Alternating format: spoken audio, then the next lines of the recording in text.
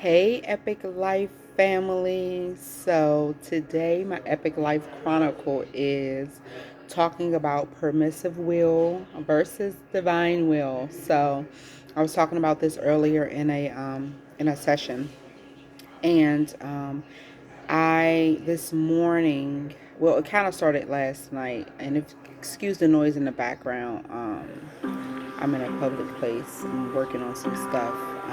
Got to get some stuff off the brain onto paper.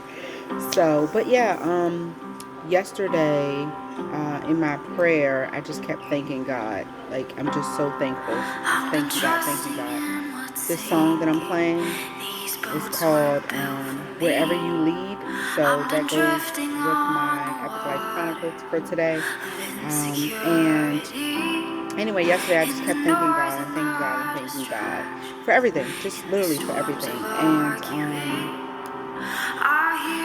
I've always, those who know me know that, since I've gotten saved, I always had a heart posture for God and just doing the things that He wants me to do. And once I really realized who Christ was and what He did, and who He is in me, my first thing, prayer, whatever, was like, I always say this, I always say, Lord, let me obtain every benefit of the cross and the resurrection.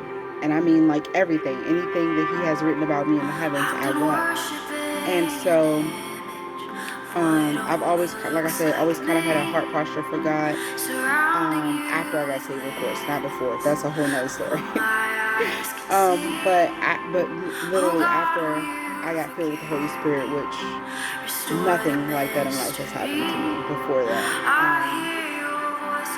After that, I had a desire for God's divine will, and so somebody asked me earlier, was like, "What's His permissive will?" And I was like, "Well, we have free will, and I remember asking that famous question to God, why is there evil if you are good? And I think I did a video on this, but he told me, he said,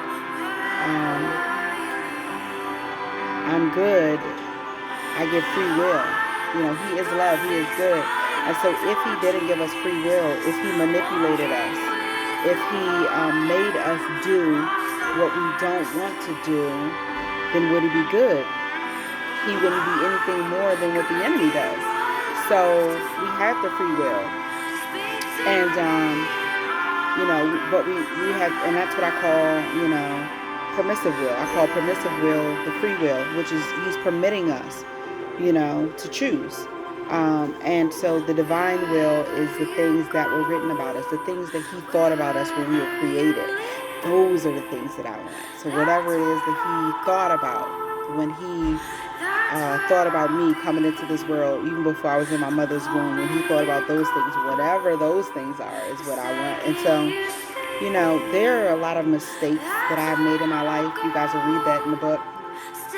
A lot of mistakes that I've made in my life, and I made too many of them.